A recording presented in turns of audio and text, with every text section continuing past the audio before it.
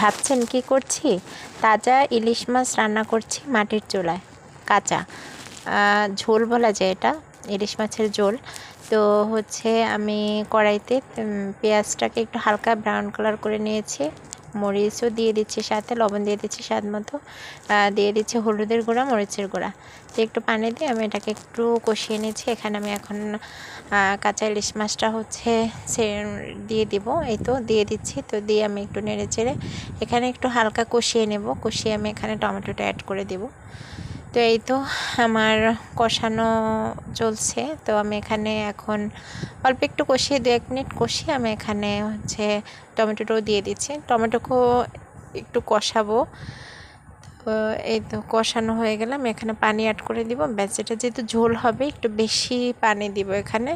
এই তো আমার কষানো একবারে শেষের দিকে। তো আমি এখানে এখন পানি অ্যাড করে দিচ্ছি। এই তো পানিটা একটু বেশি দেব, যে ঝোল করব। মানে এটা আসলে শীতের দিনে খেতে খুবই মজা লাগে। আমরা তো সবসময় ভেজে বোনা করি, আসলে এই ঝোল করাটাও যে অনেক অতুলনীয়। তো এই তো আমার মাছ রান্না একবারে শেষের দিকে। আমি এখানে একটু বিলাতি ধনিয়া পাতা দিয়ে দিচ্ছি, মানে ওই ধনিয়া পাতা থাকলে আপনারা দিয়ে দিতে পারেন। দেখেন কতটা সুন্দর দেখাচ্ছে আসলে। মাটির চুলায় রান্না স্বাদই আলাদা, আপনারাও করে দেখতে পারেন। আসসালামু আলাইকুম।